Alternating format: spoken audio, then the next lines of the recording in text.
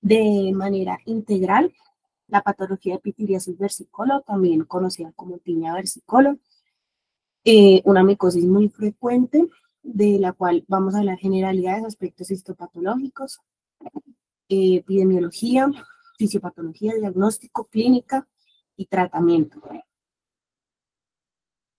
Bueno, entonces, tenemos en cuenta que la pitiriasis versicolor es una micosis superficial que está limitada al estrato córneo. Es producida por levaduras dimórficas y lipofílicas del género Malassezia, que anteriormente se conocían como Pityrosporum, de ahí el nombre. Estas levaduras forman parte de la microbiota cutánea normal, especialmente en áreas ricas en glándulas sebáceas como el tronco, cuello o cara. El término versicolor hace referencia a la variabilidad cromática de las lesiones, es decir, los distintos colores que pueden tener estas, ya sean hipo o hiperpigmentadas, según el fototipo de piel de los pacientes y su respuesta inflamatoria a esta. Esta se manifiesta cuando la forma saprofítica de la malassezia se transforma en su forma patógena, que es la IFAL, generando disfunción pigmentaria y la descamación fina característica. Bueno, tenemos que la pitiriasis versicolor tiene una distribución mundial con alta prevalencia en regiones tropicales, húmedas y calientes, donde puede afectar hasta el 50% de esta población. Sin embargo, en climas fríos, normalmente la prevalencia disminuye hasta menos del 1%. Es más frecuente en adolescentes y adultos jóvenes debido al aumento de la producción sebácea y una ligera predominancia en hombres. La colonización por Malassezia aumenta según la edad, aproximadamente el 25% de afección en niños y hasta casi 100% en adultos. El 17% de los pacientes reportan antecedentes familiares de esta patología, lo que también nos sugiere cierto componente genético de esta patología. Y esta es mucho más frecuente en fototipos oscuros de los pacientes. Tenemos aquí un estudio que se realizó sobre las especies de Malassezia. Este estudio realizado en Bogotá, donde se encontró que las especies más comunes eran Malassezia globosa, Sympodialis y Furfur. ¿Qué factores de riesgo podemos tener? Factores de riesgo que nos generen inmunosupresión, como la diabetes mellitus, o también corticosteroides, infección por Helicobacter pylori, ya hablamos de una predisposición genética, un estrés oxidativo, factores ambientales como vivir en una región cálida y húmeda, que se tenga de antemano una patología como hiperhidrosis, que se utilicen lociones o cremas aceitosas, desnutrición, anticonceptivos orales y embarazo. Bueno, entendamos un poquito de cómo funciona la fisiopatología de esta enfermedad. Entonces, ya tenemos muy en cuenta que el agente causal es Malassezia, un hongo lipofílico que necesita de lípidos para poder crecer. Pues entonces, lo que pasa es que en la piel va a aprovechar los triglicéridos del sebo, que es secretado por las glándulas sebáceas. El hongo produce lipasas y fosfolipasas que hidrolizan los triglicéridos del sebo y los liberan en ácidos grasos libres. Esos ácidos grasos alteran la barrera epidérmica y provocan irritación y daño celular, y eso contribuye a ese aspecto descamativo de las lesiones.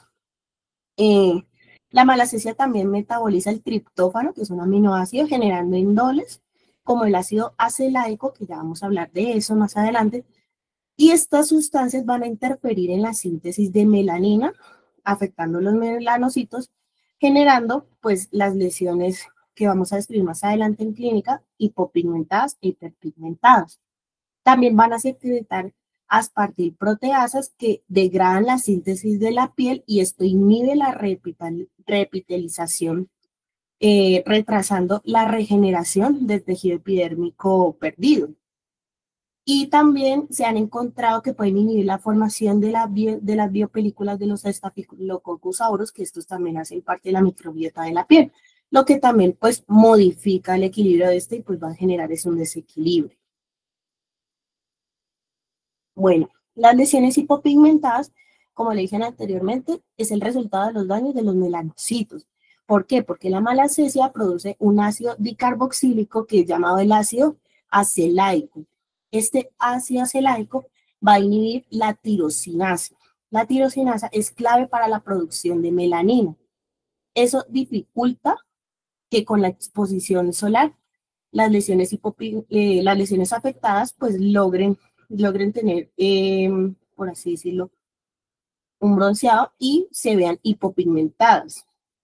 Y esto va a ser mucho más notorio en estaciones de verano o en meses cálidos. Las lesiones hiperpigmentadas se enfocan más en una respuesta inflamatoria y perénica. Hay más tonofilamentos en el estrato granuloso, un estrato córneo más grueso y melanosos más grandes que provocan un aflojamiento del estrato córneo y por consiguiente la formación de las escamas. El diagnóstico principalmente es clínico y microbiológico. El clínico apoyado por semiología, la lámpara de Wood y la dermatoscopia, que ya vamos a hablar de eso. Y el microbiológico podemos apoyarnos del KOH, cultivos y biopsias. Bueno, tenemos que son múltiples placas con descamaciones leves y superficiales, pueden ser redondas u ovaladas localizadas en áreas seborreicas como el tronco y la cara, y pueden ser asintomáticas o pueden cursar con un prurito ocasional. También vamos a tener el signo de Weisner. Aquí tenemos el signo de Weisner, que ¿cómo vamos a realizar este signo? Este signo consiste en la aparición de una fina descamación purpurácea en forma de polvo o salvado. ¿Cómo lo logramos? Raspamos suavemente sobre la lesión, ya sea con una espátula, un vidrio portaobjetos o con la uña, y pues se va a observar una descamación fina, blanquecina, que se va a parecer a un polvo de tiza o harina. La lámpara de Wood es una herramienta que últimamente ha resultado muy útil para diferenciar la pitiriasis versicolor de diagnósticos diferenciales como lo es el vitiligo, la pitiriasis alba. Se da un brillo amarillo verdoso, como lo podemos ver en las imágenes, por la producción del ácido pitiriacitrínico, y puede utilizarse para monitorizar el progreso del tratamiento de esta patología. Y la falta, mientras más fluorescente sea, es porque la lesión del hongo está más activa. Entonces, si va perdiendo fluorescencia, quiere decir que la actividad del hongo va disminuyendo. Eso nos puede indicar sobre el progreso del tratamiento.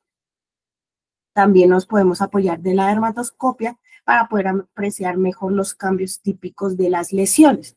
Aquí tenemos a mi mano izquierda la imagen A, donde se evidencia descamación perifolicular y superficial. Un cambio en la coloración donde se puede apreciar el acercamiento a una lesión descamativa típica de pitiriasis versicolor.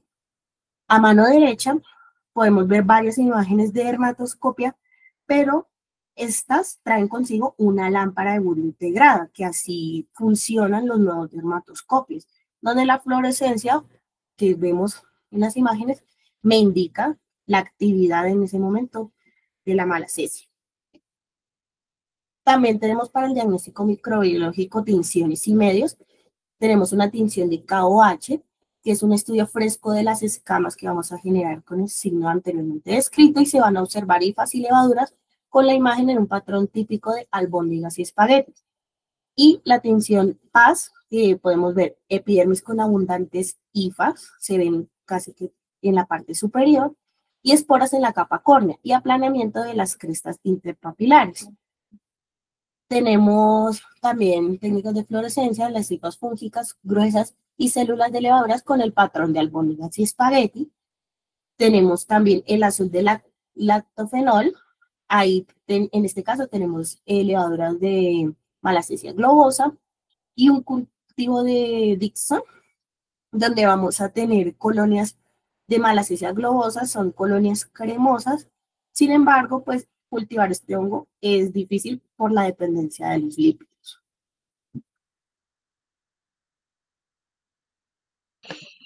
Bueno, mucho gusto, yo soy la doctora Lorena y vamos a continuar hablando del diagnóstico histopatológico.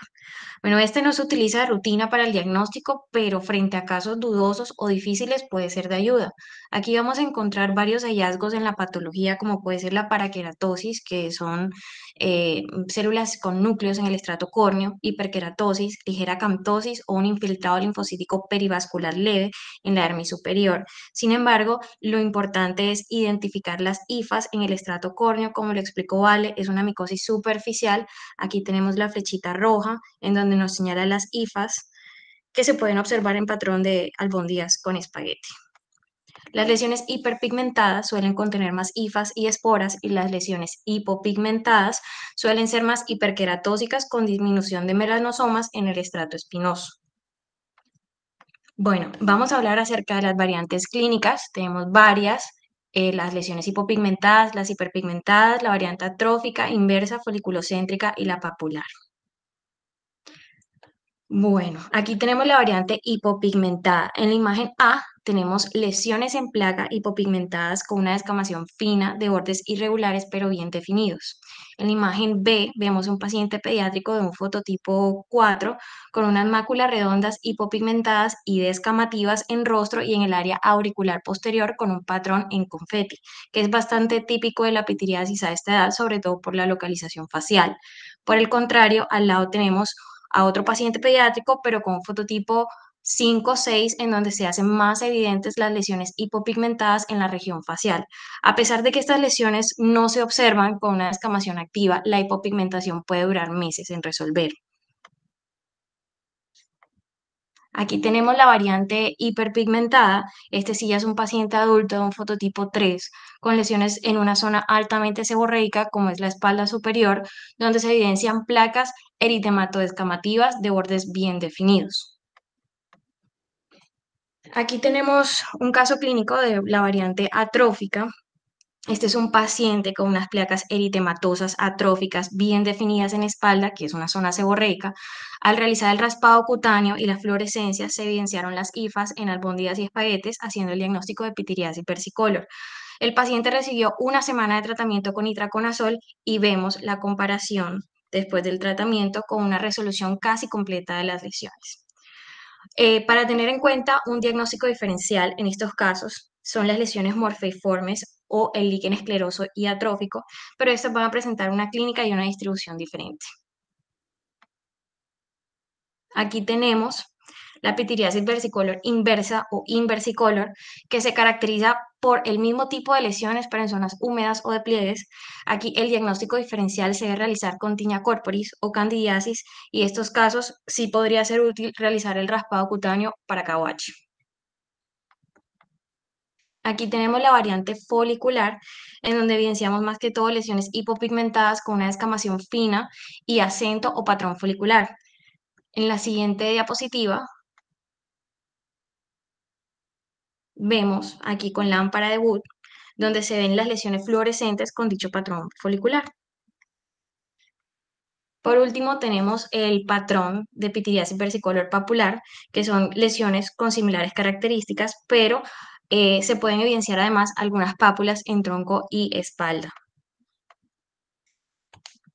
La gran mayoría de estos pacientes pueden presentar condiciones asociadas a la infección por malacesia. Dentro de ellas tenemos una muy importante que es la foliculitis por malacesia o foliculitis por pitirosporum.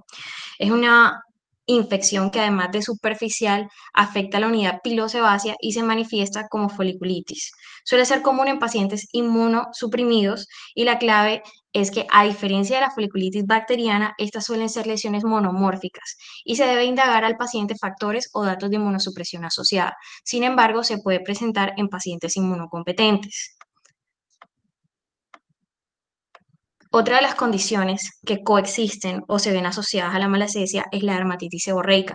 Se evidencia un claro eritema y descamación en zonas seborreicas faciales, como por ejemplo aquí tenemos el surco nasogeniano, la región interciliar y la región periauricular. Esta suele exacerbarse con estrés y otros factores psicosomáticos. Dentro de los diagnósticos diferenciales, claramente van a ser tanto lesiones hipopigmentadas como lesiones hiperpigmentadas por el espectro versicolor de la patología. Dentro de las lesiones hipopigmentadas, aquí en la primera imagen, tenemos una paciente fototipo 5 con una placa hipopigmentada en región facial. Sin embargo, es una lesión de bordes regulares bien definidos y es una lesión única y sin descamación aparente. Este es un caso de lepra o enfermedad de Hansen en una paciente pediátrica. Aunque es un diagnóstico diferencial a tener en cuenta, recordar que este tipo de lesiones se asocian más que todo a otras manifestaciones neurológicas como es la hipoestesia. En la segunda imagen tenemos unas máculas acrómicas de bordes irregulares pero bien definidos en zonas extensoras como es el dorso de la mano y sin descamación. Este es un caso de vitiligo. La tercera imagen tenemos máculas hipocrómicas mal definidas en región peribucal y mejillas sin descamación. Este es un caso de pitiriasis alba, que es uno de los diagnósticos diferenciales más comunes de la pitiriasis versicolor. En la última foto tenemos máculas hipocrómicas en tronco de bordes irregulares y bien definidos. Este es un caso de micosis fungoide, pero la clínica de estos pacientes es diferente y se asocia a un prurito intenso. Tenemos otros diagnósticos diferenciales en esta categoría de lesiones hipopigmentadas, como lo son el nevus anémico, la hipomelanosis cutata y la esclerosis tuberosa. Dentro de los diagnósticos diferenciales de las lesiones hiperpigmentadas, aquí dentro de la primera foto tenemos unas máculas eritematosas no descamativas, pero estas están localizadas en palmas y ya sabemos que la malacesia tiene preferencias por zonas seborreicas. Este es un caso de sífilis secundaria y aunque es la gran simuladora, siempre se debe sospechar cuando hay compromiso de palmas o plantas. En la segunda imagen tenemos una lesión que se diferencia de la pitiriasis versicolor porque es una lesión única con un borde bastante activo, eritematoso y descamativo con una hipocromía o palidez central. Estas lesiones son características de tinea corporis, que también es uno de los diagnósticos diferenciales principales de la pitiriasis versicolor hiperpigmentada. La tercera foto es pitiriasis, una descamación fina, pero es rosada Gilbert. La clínica es muy diferente porque se acompaña de un pródromo viral, las lesiones evolucionan de forma centrípeta y se caracterizan por la famosa placa heráldica que la podemos ver en la imagen. También tenemos otros diagnósticos diferenciales, como por ejemplo las máculas café o late, que son máculas más que todo cafés de la neurofibromatosis tipo 1, que se acompañan de otros signos como el Crowin o los de Leach, entre otros. Tenemos también en la siguiente imagen un eritrasma que puede causar lesiones similares, sin embargo esta es más de zona de pliegues y es causada por Corynebacterium. Por último, tenemos una imagen de un eczema anular, que es más que todo una patología inflamatoria que asemeja lesiones en forma de monedas. Otro diagnóstico diferencial es la papilomatosis confluyente, en la siguiente diapositiva. Es la papilomatosis confluyente de Gostot-Cardot, en donde se evidencian lesiones similares, sobre todo en pliegues, pero esta es una dermatosis ictiosiforme adquirida y es poco común. Bueno, vamos a hablar del tratamiento. El manejo de primera línea va a ser el manejo tópico. Dentro de la terapia tópica están las cremas, las lociones y los shampoos que se pueden utilizar de 1 o 2 veces al día por un tiempo variado dependiendo de la evolución clínica del paciente. Están los específicos como los fungicidas que son las alilaminas y las benciclaminas como la terbinafina y los fungistáticos que son los azoles como por ejemplo el ketoconazol y el miconazol. Los no específicos son los queratolíticos, como los beta-hidroxiácidos, los alfa-hidroxiácidos, el ácido salicílico y el sulfuro de selenio.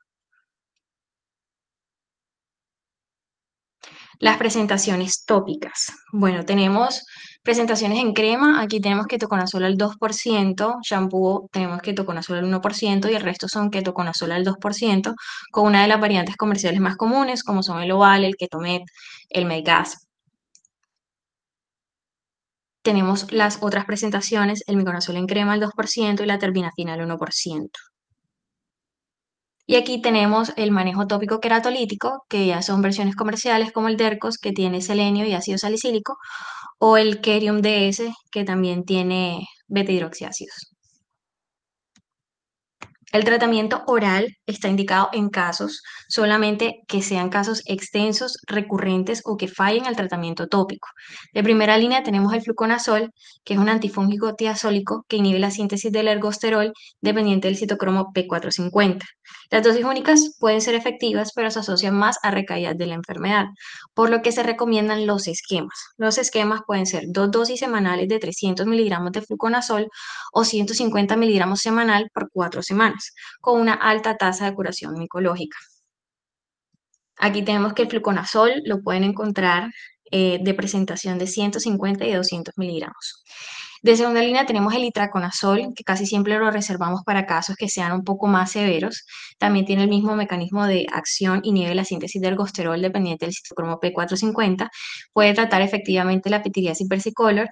Se requiere una dosis mínima total de 1000 miligramos de itraconazol durante el tratamiento para producir una respuesta micológica significativa. El tratamiento con 200 miligramos de itraconazol una vez al día durante 5 o 7 días muestra una alta eficacia hasta un mes después del tratamiento.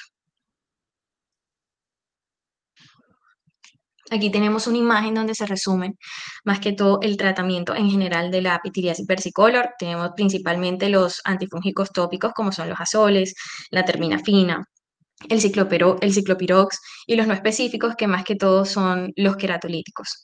Tenemos los antifúngicos orales como el itraconazol y el fluconazol y otras terapias alternativas como son el láser y la fototerapia.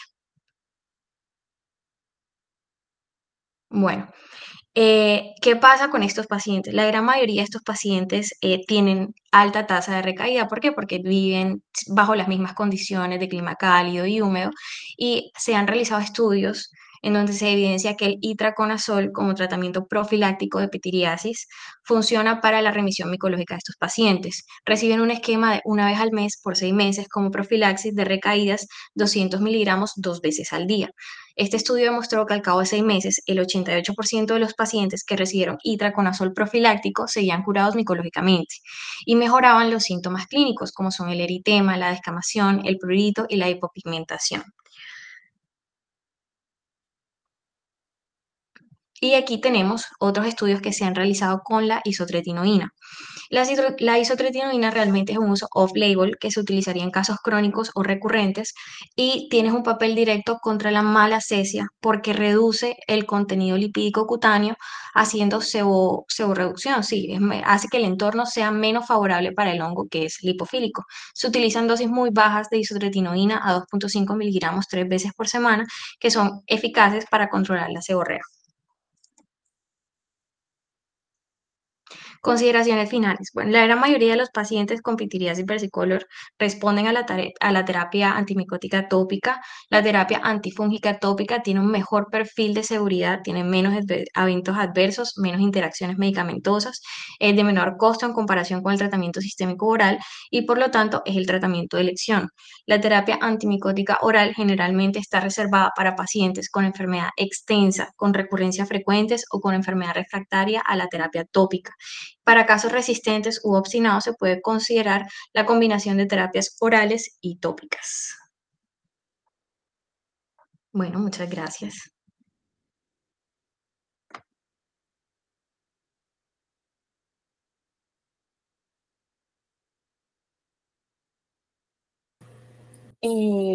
Bueno, para esta charla se, se preparó por parte del INSEF una actividad, una pequeña actividad, la cual consiste en un Kahoot, donde se van a realizar 5 preguntas muy, muy fáciles, donde se espera que se afiancen los conocimientos a acabar de explicar. Les voy a compartir pantalla, vamos a dar unos minutos para que se puedan acoplar a esta actividad y damos inicio.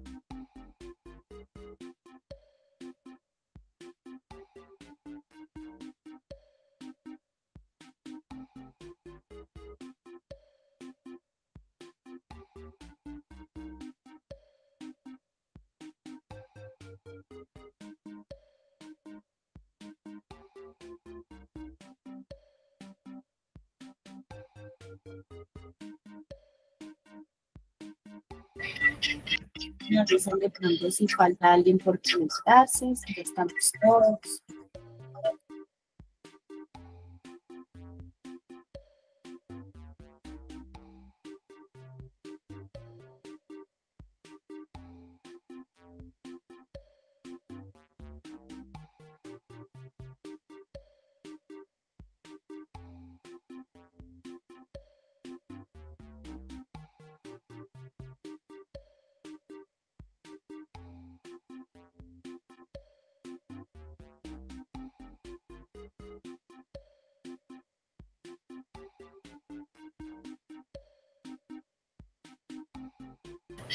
Listo, entonces vamos a dar inicio.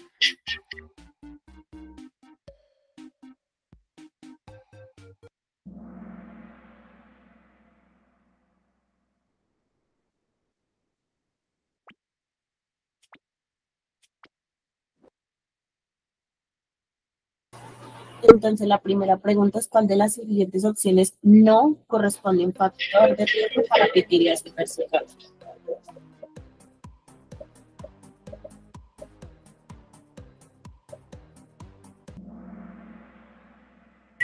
La respuesta correcta es trombocitopenia.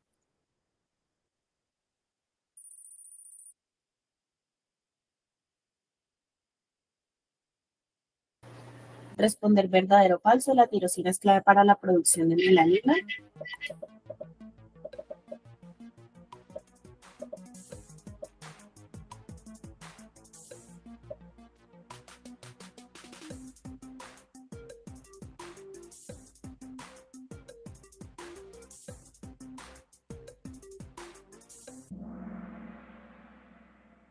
La respuesta es verdadera.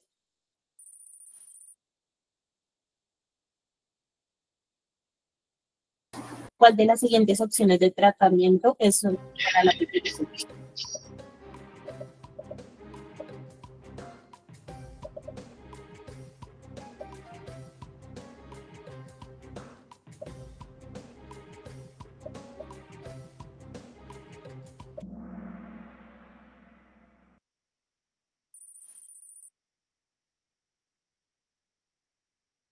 Responder verdadero o falso: el diagnóstico se hace principalmente con tinción de hematoxilina eosina.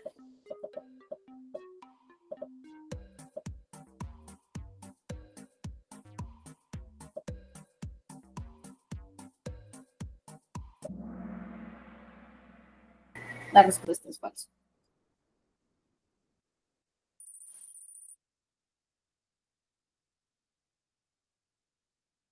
¿Cuál de las siguientes imágenes corresponde a la pitiriasis versicolor? Opción A, B, C o D.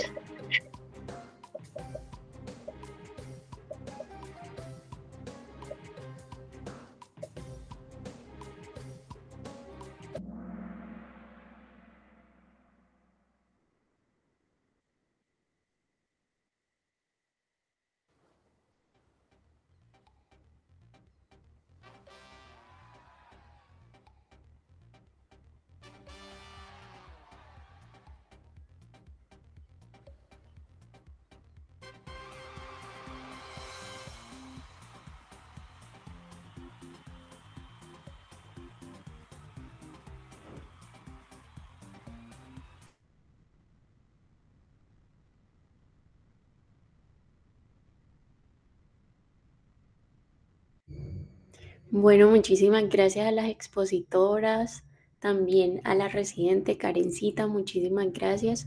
Excelente trabajo todas y súper chévere la actividad. Muchas, muchas gracias. Feliz noche para todos. Estuvo muy buena, felicitaciones, muchas gracias a todos por participar. Gracias, buenas noches. Gracias. Gracias.